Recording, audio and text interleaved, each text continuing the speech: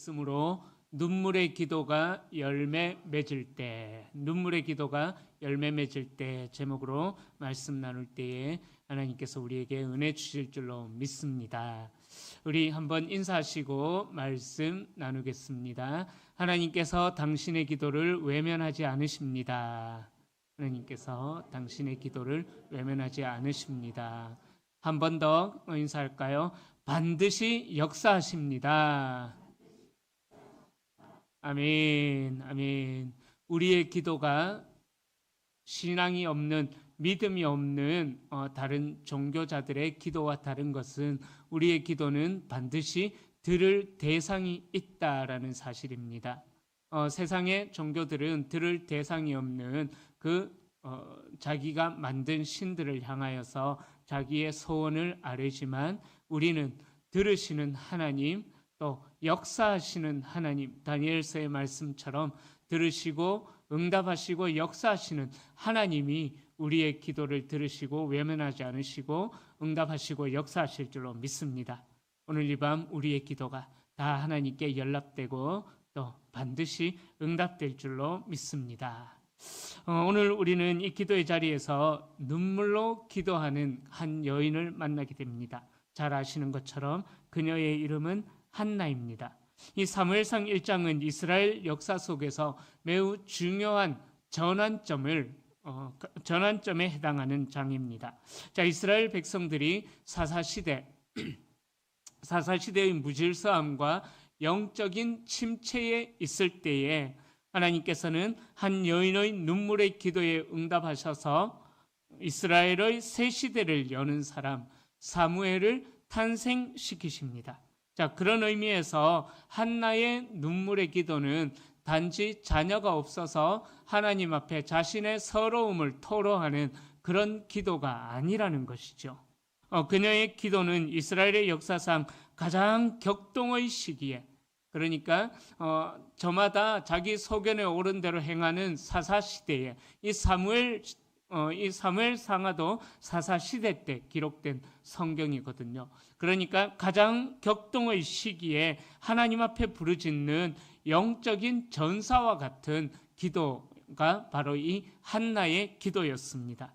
그러기에 이 기도를 통해서 하나님께서는 새로운 역사를 이스라엘 땅에 시작하신다라는 것이죠. 그러기에 한나의 눈물의 기도는 단지 개인의 아픔을 토로한 것이 아니라 하나님을 이 땅의 역사에 개입시키는 기도였고요. 하나님께서 이 땅에 개입하시기에 하나님의 새로운 역사가 시작되도록 열려지는 그러한 기도였다라는 것입니다. 하나님의 응답을 이끌어내는 기도였고 더 나아가서 이스라엘의 부흥을 여는 기도였다라는 것입니다. 이 사무엘상은 사사시대의 말기쯤에 기록된 성경입니다. 영적인 암흑기에 기록되어진 성경이죠. 자, 이 시기는 여러분들께서 잘 아시는 것처럼 사사기 21장 15절 마지막 말씀처럼 사람들이 저마다 자기 소견에 옳은 대로 행하는 그런 영적으로나 정치적으로나 도덕적으로나 굉장히 혼란했던 그 시기에 기록되어진 성경이죠. 자, 이 혼란은 단순히 무정부 하나님이 계시는데 그들이 하나님을 인정하지 않았다고 해서 단순히 어떤 왕이 없었던 무정부 상태를 이야기하는 것이 아닙니다. 바로 이 사사시대, 사무엘까지 있었던 이 사사시대는요, 바로 하나님의 통치를 거부하는 영적인 무질서의 시대였다라는 것이죠. 이 사무엘상의 시대는 하나님의 통치를 거부함으로 인해서 하나님의 말씀이 희귀한 시대였고요. 하나님의 음성도 들리지 않는 그러한 시대였습니다.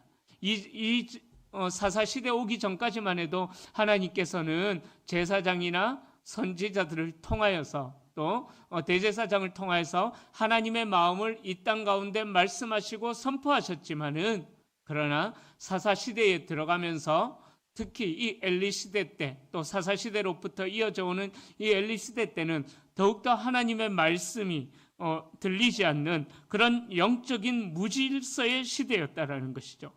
그러니까 이스라엘 백성들은 하나님의 말씀이 기준이 되어서 살아가야 하는데 하나님의 말씀이 들리지 않으니까는 어떻게 살아야 될지 방향도 잡을 수 없었고 그 삶의 목적도 없이 그냥 파도에 떠다니는 배처럼 닻을 잃은 배처럼 그렇게 떠돌아다니는 그러한 무질서한 시대가 바로 이러한 사사 시대였던 것이죠. 자, 그 어두운 시대 가운데 하나님께서는 한 여인의 눈물의 기도를 통해서 새로운 시대를 여는 계획을 준비하셨다라는 것입니다. 자, 그 새로운 시대를 여는 여인이 바로 한나였는데 한나는 엘가나의 아내였습니다. 자, 엘가나에게는 두 명의 아내가 있었죠. 한 명은 한나, 그리고 한 명은 또한 여인은 브닌나라는 여인이 있었는데 여러분들이 너무나 잘 아시는 이야기입니다. 오늘 본문은. 자, 브닌나라는 여인에게는 자식이 있었고 한나에게는 자식이 없었죠. 그래서 브닌나가 애도 못 낳는 여자가 뭔 어머니 한 가정의 아내가 되겠냐고 그렇게 늘 조롱하고 한나로 하여금 비참하게 만들었던 그러한 일들이 있었습니다. 히브리 사회에서 여인의 정체성은요, 그녀가 낳는 아들로 그 여인의 정체성이 증명이 되어지는 그러한 시대였습니다. 이 히브리 시대 때는 자녀의 의미는요, 단순한 아들, 딸의 의미가 아니에요. 히브리 시대 때 아들의 의미는 바로 하나님의 축복의 상징이었다라는 거죠. 그러니까 아들이 없었던 한나는 반대로 생각하자면은 하나님으로부터 저주를 받았던 그러한 여인으로 여겨지는 사회 문화 풍토가 있었다라는 것입니다. 그러니까 히브리 시대 때 여인의 정체성은 바로 가정과 출산에 깊이 뿌리를 내리고 있었던 것입니다. 그런데 출산하지 못했기 때문에 한나는 그 가정에서도 또 그 공동체 안에서도 더 나아가서 그 사회에서도 수치와 조롱과 외면의 대상이 되었다라는 것이죠. 자, 그러니까 한나가 자녀가 없었다라는 것은 단지 개인의 슬픔이 아니라 자신이 하나님 앞에서 버림받았다라는 정체성의 위기로 여겨졌다라는 것이죠. 그러니까 이 한나가 자녀가 없다라는 것은 한 여인의 고통을 넘어서서 자신의 존재 전체를 부정당하는 것이었습니다. 그 여인은 존재하지만은 있었지만 없었습니다.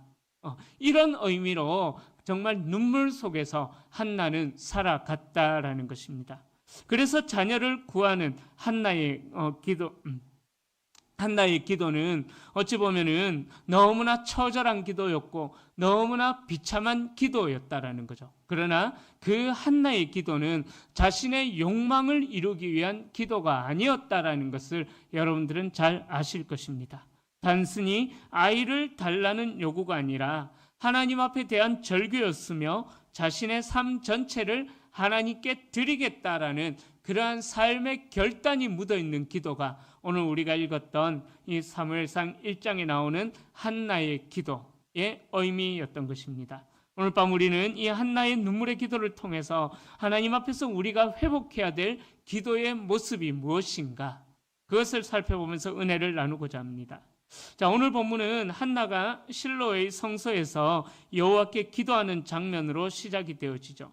자, 10절에 보면은 마음이 괴로워서 여호와께 기도하며 통곡했다라고 그렇게 나와 있습니다. 자, 여기서 이 마음이라는 단어는 히브리어로 네페시라는 단어를 사용해요. 이 네페시라는 단어에는요, 영혼이라는 의미가 있고 생명이라는 의미가 있습니다. 자, 그러니까 이 한나의 기도는 한나가 하나님 앞에 기도하기 전에 그의 마음이 어떠한 상태였는가 이 네페시라는 단어를 통하여서 우리에게 알려주고 있는데 이 네페시 단어에 이어서 나오는 단어가 바로 괴로워서라는 단어가 나오는데요. 이 괴로워서라는 단어는 여러분들이 많이 들어보신 단어예요.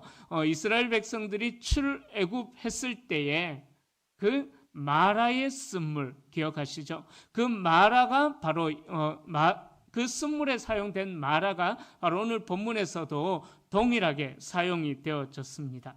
자, 그러니까 마라 네페시 이 단어가 오늘 본문에서 사용이 되어졌는데 쓴물과 생명, 영혼이라는 단어가 함께 사용이 되어졌는데 바로 이 한나의 눈물의 기도가 단순한 감정적인 슬픔의 기도가 아니다라는 의미죠.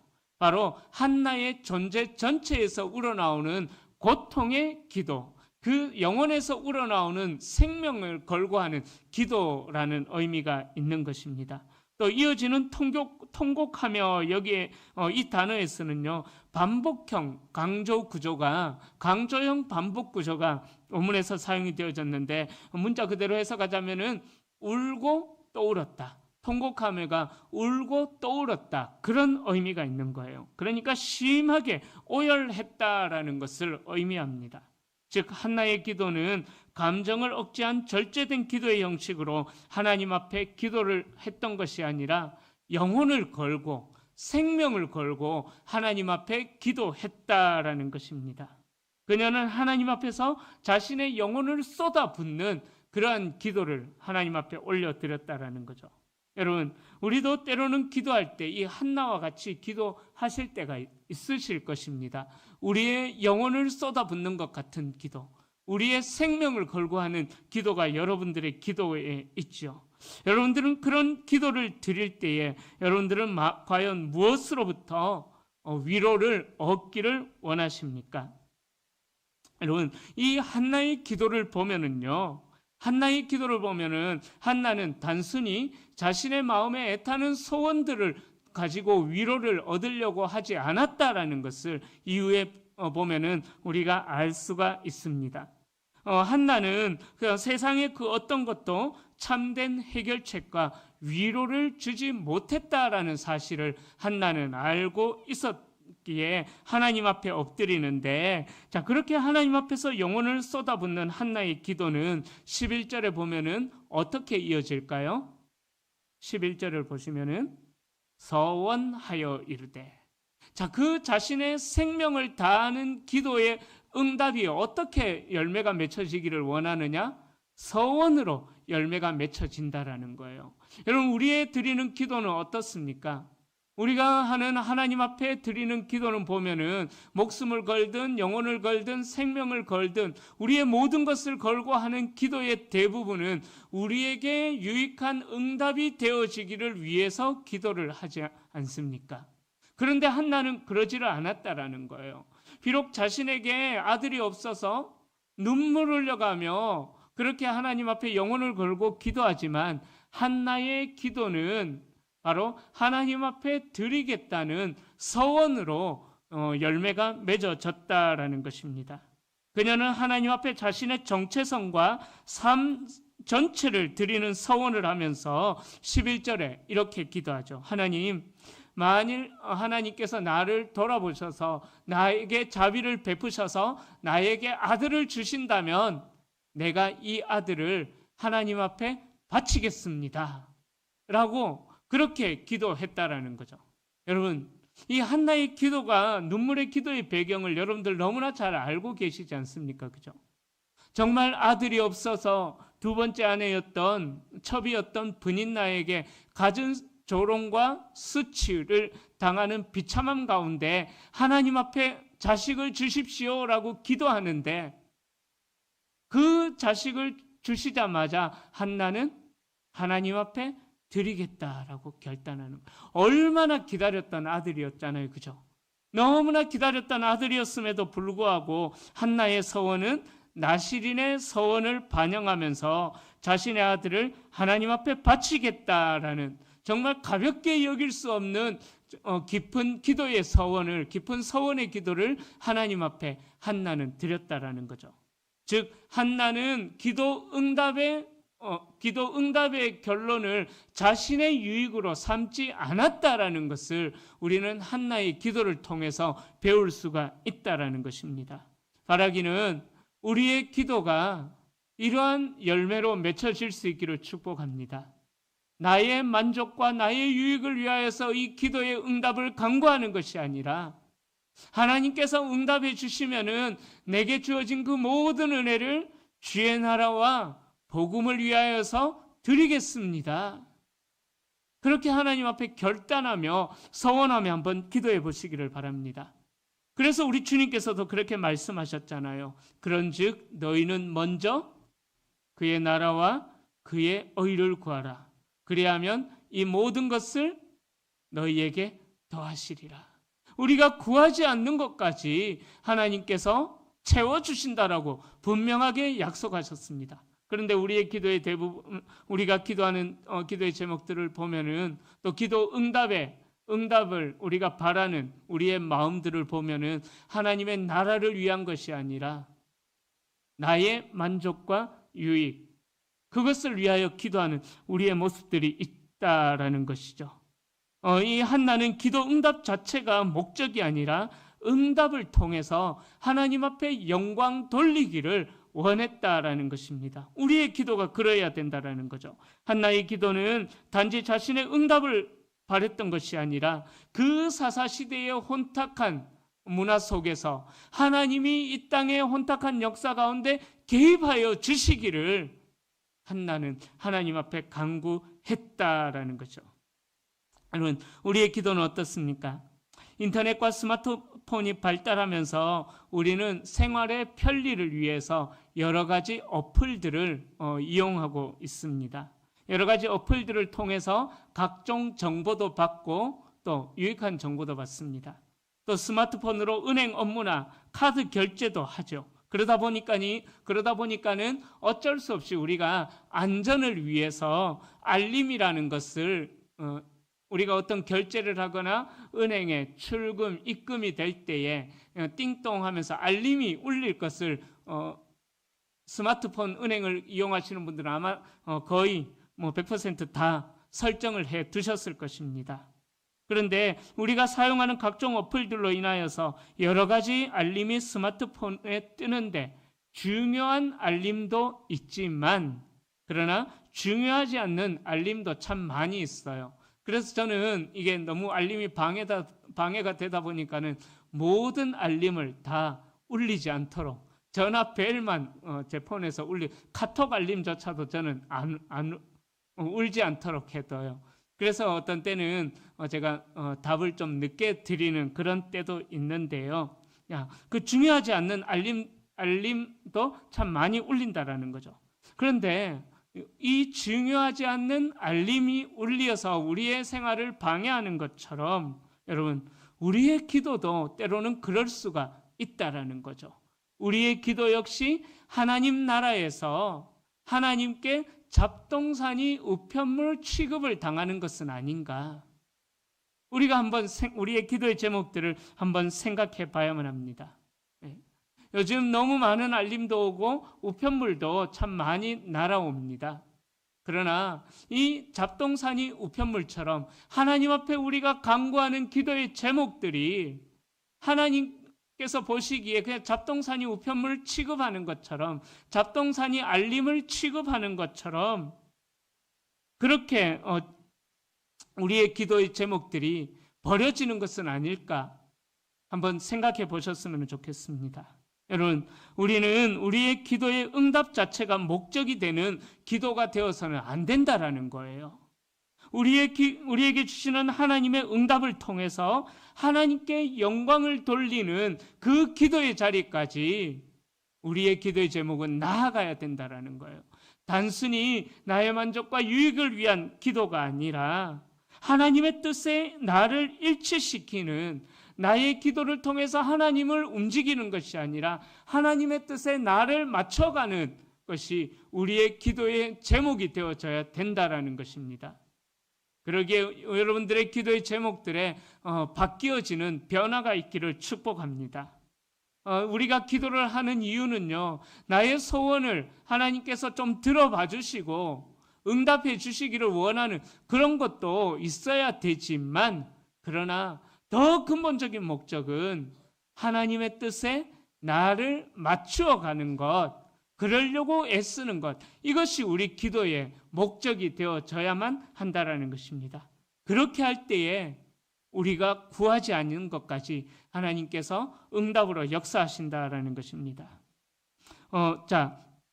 그렇게 이제 하나님 앞에 한나가 드리겠다라고 서원하며 기도하는데 한나의 기도가 오해를 받게 됩니다. 12절부터 14절을 보면은 한나가 오래 기도하는 동안에 하나님의 말씀을 듣지도 못하는 영적으로 너무나 무감각해져 버린, 둔감해져 버린 제사장 엘리가 한나의 입을 주목하죠. 자, 엘리가 한나를 그래서 포도주에 취한 것으로 오해를 해버립니다. 그러나 한나는 그러한 오해 속에서도 자신의 기도를 설명하면서 15절에서 이렇게 말하죠. 나의 마음이 슬퍼서 하나님 앞에 내 심정을 토로한 것뿐입니다. 그렇게 말합니다. 한나의 기도는 단지 감정의 표현이 아니라 마음 깊은 곳의 아픔을 하나님 앞에 토해냈다라는 거죠. 자신에게 있는 마음속의 아픔들을 또 그녀를 향한 그 포도주에 취한 것이 아니냐라는 그 비난을 제사장 앞에서도 진실을 감추지 않고 한나는 계속해서 기도를 이어갑니다. 자, 그 기도를 이어갈 때에 17절에 보면은요, 엘리는 처음에 한나를 오해했지만 한나의 진심을 듣고 제사장으로서 한나에게 축복의 말을 선포합니다. 허락하시기를 원하노라라고 그렇게 엘리가 이야기하는데, 이 말을 그대로 직역하면은요, 주시기를 원하노라라는 뜻으로 강한 소망의 축복을 빌어주는 표현인 것입니다. 자, 그런데 놀라운 것은 18절에 한나에게 일어난 마음의 변화다라는 거예요. 자, 18절 말씀 우리 함께 읽어봅니다. 이르시되 당신의 여종이 당신께 은혜 있기를 원하나이다 하고 가서 먹고 얼굴에 다시는 근심빛이 없었더라. 자, 그리고 19절 이어지는 19절을 보면은 아침에 일찍 일어나서 여호와 앞에 경배했다라고 그렇게 한나에게 일어난 변화를 사무엘서의 저자는 기록하고 있습니다. 자, 한나가 어땠습니까? 어젯밤까지만 해도 다른 사람들이 보기에 술에 취한 것 같은 그러한 술에 취한 것처럼 보일 정도로 하나님 앞에 기도했던 그런 고통의 시간이 되었지만은, 그러나 아침이 되니까 완전히 분위기가 바뀌어 버렸죠. 아직 응답된 것 아니에요. 한나의 기도가 응답된 것 아닙니다. 그러나 한나는 기도 이후에 오늘 본문에 보면은 하나님께서 응답하시겠다라고 약속하신 약속도 오늘 본문에 없어요. 그저 엘리가 축복을 빌어준 것, 그 이상 한나에게는 위로가 없었습니다. 하지만 그런 눈물의 고통의 기도의 시간이 지나고 나서 아직 응답이 된 것은 아니지만 한나는 기도 이후에 평안과 신뢰의 회복을 드러내고 있습니다. 한나는 기도를 통해서 하나님 앞에 부르짖고 제사장의 중보적 축복을 받은 후에 그녀의 얼굴에 근심빛이 사라지고 얼굴빛이 밝아졌다라고 이야기합니다. 그러니까 이 한나의 기도를 통해서 우리가 배울 수 있는 것은 뭐냐 하면요, 기도는 단지 응답을 받기 위한 수단이 아니라는 거예요.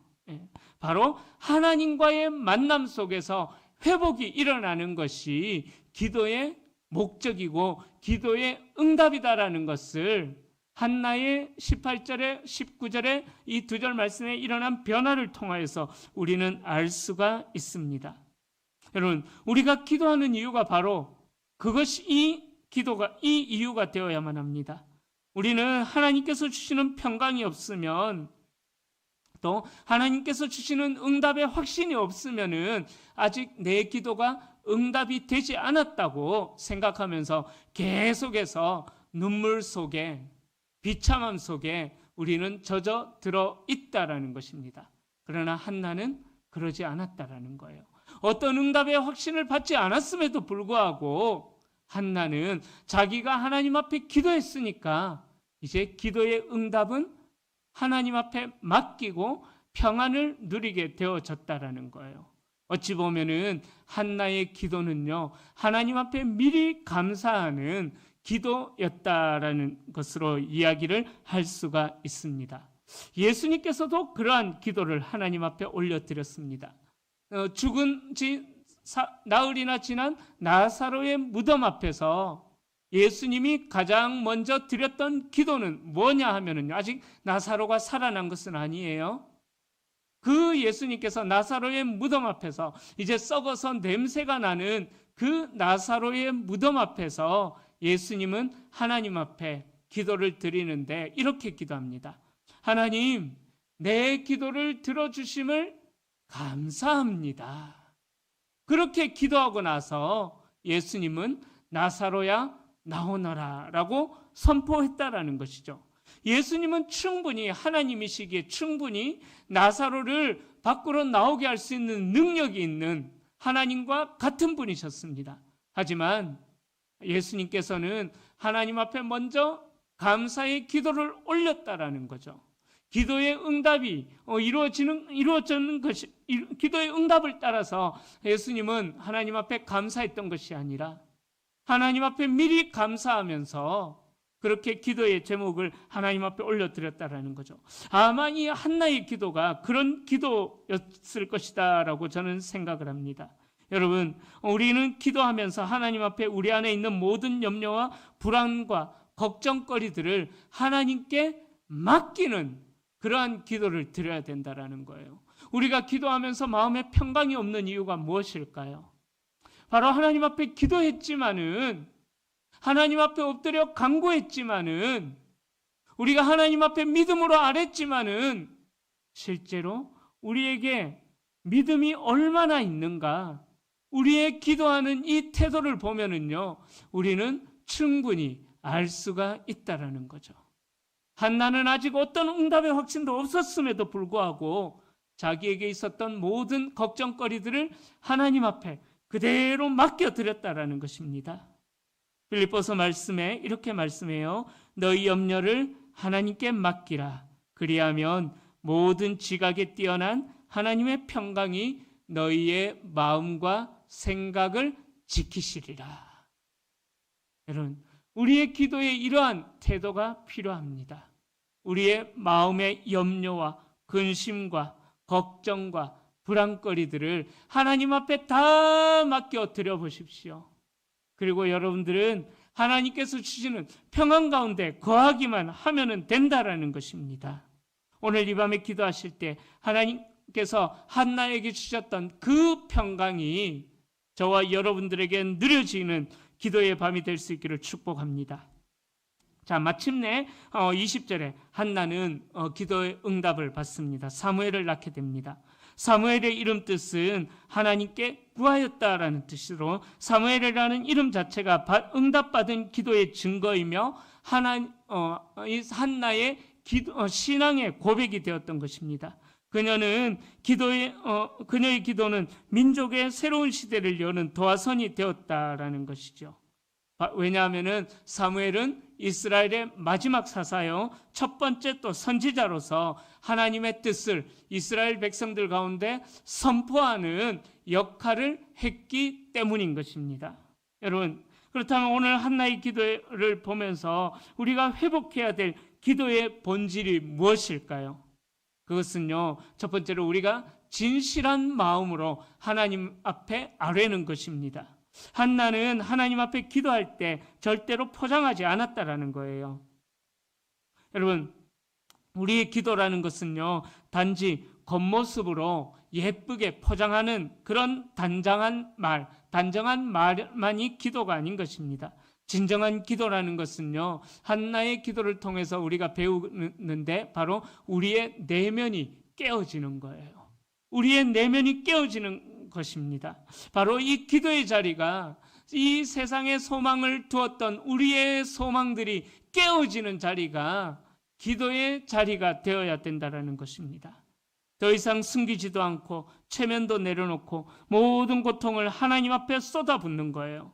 바로 한나의 기도가 그러했습니다. 감정도 숨기지 않고 형식도 없었습니다. 하나님께서는 그런 진실한 마음, 자신의 마음을 깨는 그러한 진실한 마음을 하나님께서는 들으신다라는 거죠. 여러분, 우리는 종종 사람 앞에서 우리에게 주어진 슬픔을 감추면서 살아가는 모습이 있습니다. 그러나 하나님 앞에서는 감출 이유가 없다라는 거예요. 하나님께서는 우리의 눈물과 우리의 슬픔을 절대로 외면하지 않으시는 하나님이신 줄로 믿습니다. 이 한국 교회사에도요, 한국 교회의 역사에도 그러한 기도의 부흥이 있었습니다. 그러한 기도의 모범이 존재하는데요. 1907년 평양 대부흥 운동 때 몇몇 교인들의 깊은 통회와 자복으로부터 그 평양 대부흥이 시작이 되어진 것입니다. 장대현 교회에서 길선주 장로님이 회중 앞에 서서 하나님, 내가 아간입니다. 하나님 앞에 내가 이런 물질들을 숨겨두었습니다. 라고 고백하면서 회개할 때에, 자신의 죄를 자복할 때에 그 회개 기도가 온 회중들에게 전염처럼 번지게 되었고요.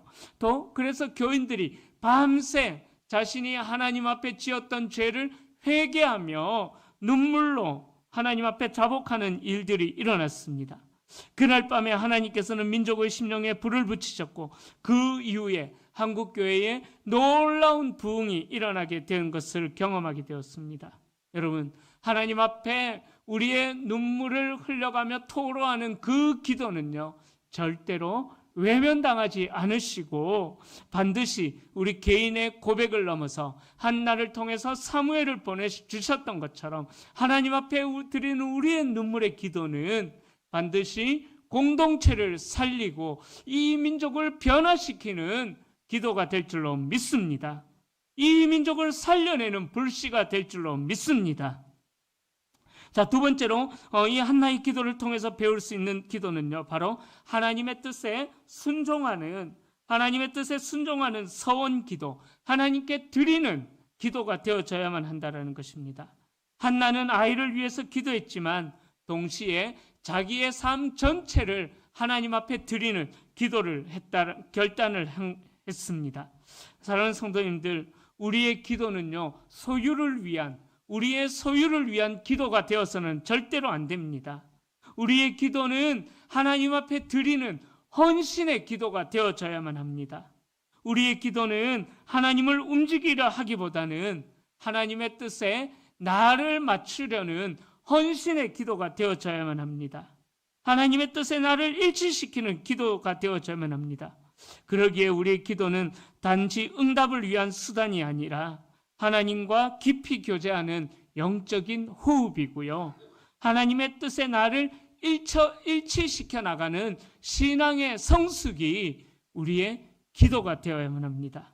세 번째로 한나의 기도를 통해서 우리가 배울 수 있는 기도는 믿음으로 응답을 확신하는 기도인 것입니다.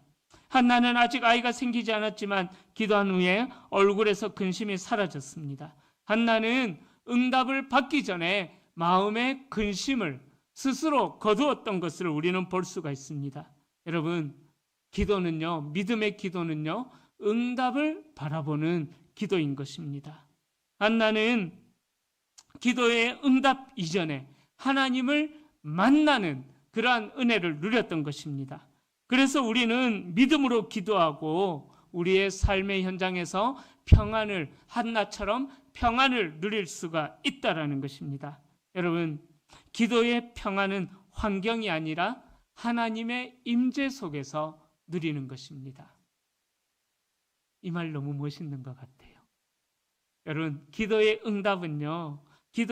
응답으로 주어지는 평안은 환경이 아니라 하나님의 임재 속에서 누리는 것이 기도의 평안인 것입니다. 사랑하는 성도님들, 그러기에 이 기도의 평안이 저와 여러분들에게 있기를 축복합니다. 이제 말씀을 정리합니다. 오늘 밤 우리의 기도가 한나와 같은 기도, 한나와 같이 기도하는 자가 될 수 있기를 축원합니다. 오늘 밤 우리의 눈물의 기도 역시 반드시 응답되어질 것입니다. 때로는 우리의 기도가 한나가 엘리에게 오해받은 것처럼 사람들에게 이해받지 못하고 오해받고 때로는 외면당할 수도 있습니다. 하지만 하나님은 우리의 심령의 통곡을 듣고 계시는 줄로 믿습니다. 한나는 아들을 얻었을 뿐만 아니라 이스라엘의 새 역사를 써내려가는 어머니가 되었던 것입니다. 그녀의 기도는요, 한 가정만 변화시킨 것이 아니라 그녀의 기도는 민족을 바꾸는 기도가 되었던 것입니다. 마찬가지로 오늘 이 밤 우리의 기도도 개인을 살리고 가정을 변화시키며 교회를 회복시키고 이 나라 이 민족을 살리는 기도가 될 줄로 믿습니다. 그러기에 오늘 이 밤 우리의 기도에 응답하시는, 믿음으로 부르짖는 자에게 응답하시는 그 하나님의 응답이 저와 여러분들에게도 누려지기를 소망합니다. 하나님은 당신의 기도를 결코 외면하지 않으십니다. 19절에 보면은 그렇게 말씀하죠. 여호와께서 그를 생각하신지라. 여호와께서 한나의 기도를 생각하신지라. 여호와께서 모세의 기도를 생각하셔서 롯을 살렸던 것처럼, 그의 조카 롯을 살렸던 것처럼 여호와께서 한나의 기도를 생각하시고 기억하셔서 그 민족을 하나님께로 돌이키는 사무엘을 보내주셔서 이스라엘 민족들로 하여금 하나님께로 돌이키는 일에 사용하셨던 것처럼 우리의 기도가 하나님의 나라를 이루는 그러한 기도, 이 민족을 살리는 그러한 기도가 될 수 있기를 예수님의 이름으로 간절히 축원합니다. 우리 함께 찬양